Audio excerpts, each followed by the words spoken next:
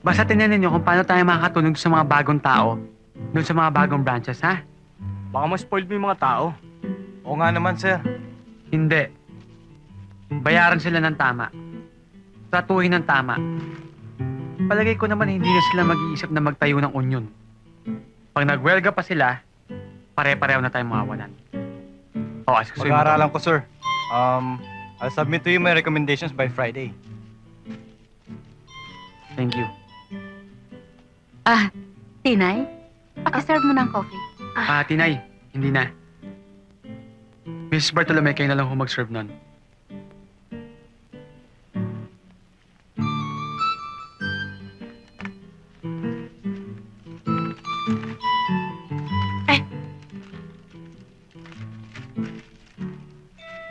Pakicheck. Okay.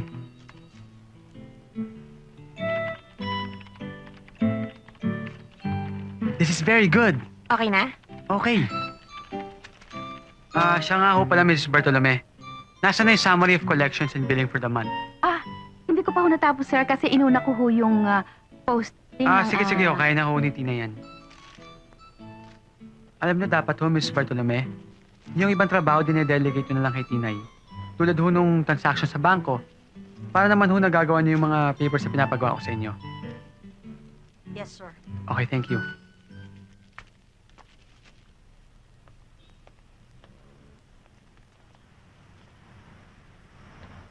Well, look who's here.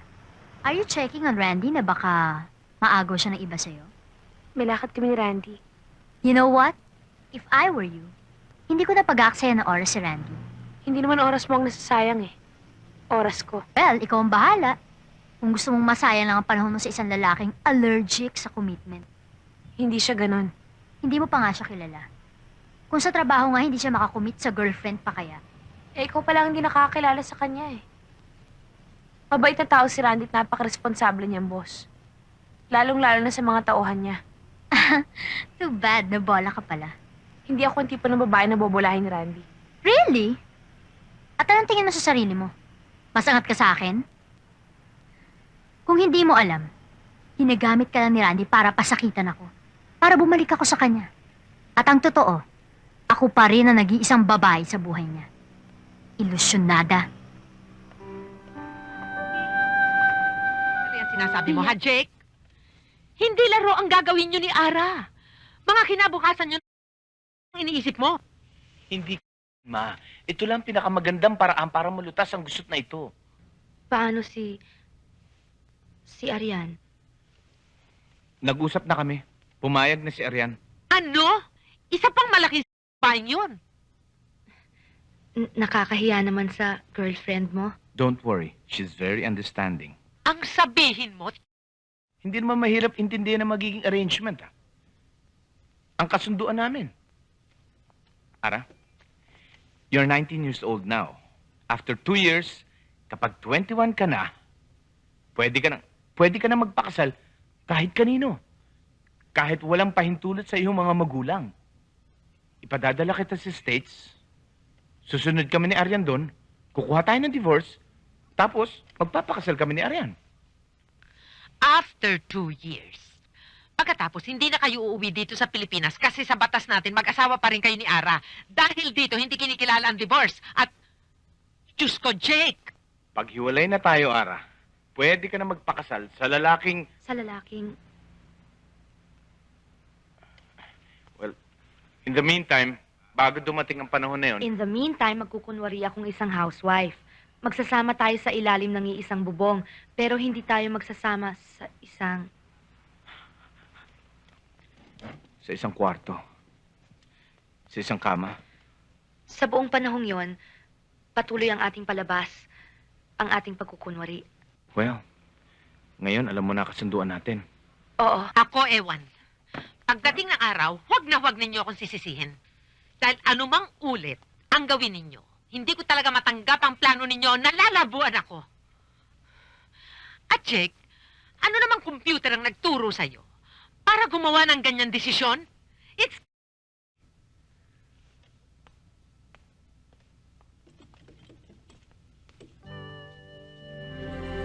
Ryan, tigilin na yung pagpapak dyan. Bilisan mo na. Kaya naman Mia! Ikaw din, ha? Uy! Gusto mong beer? Kain na eh. Magandang gabi po. Tay! Hoy! Tay! Jay! Nagsiseizure siya. Kailangan natin dalhin sa ospital. Tay! Tayin yung kotse! Sige mo! Mia! Tay! Hoy! Tay!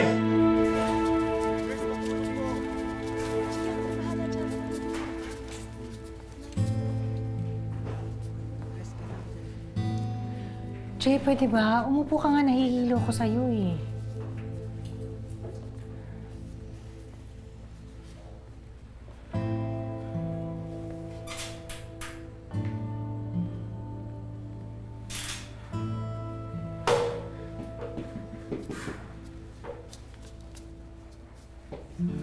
Alam mo kung mangunguya ka rin lang, tumayo ka na lang.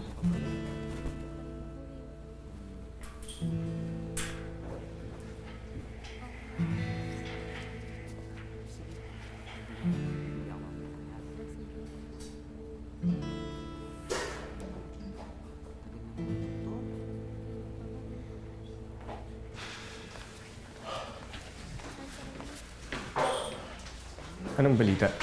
Subdural hematoma. May blood clots sa brain dahil sa pagkahulog niya. Sa Manila pa tatanggalin. Kaya sumasakit yung ulo niya dahil sa blood clot na yun. Bakit hindi agad na-diagnose? Ikaw yung nag-decide sa kanya, di ba?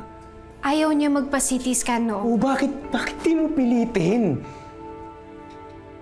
Doktor ka, di ba? Doktor ka! Kasalanan mo to eh. Alam mo, hindi ako nagtataka bakit namatay si Noah. Kasi may sumpa ka nga.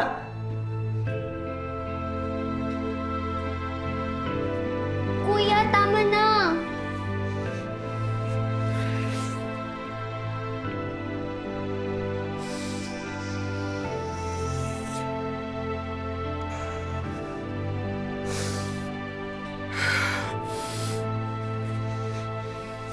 Sasama ako sa Maynila. Asan yung tatay ko? Ay, sumunod na lang kayo. Ryan, ikaw na bahala. Asan yung Halika na. tatay ko? Tara! Alis na yung bakansya. Mia, galit lang si Kuya.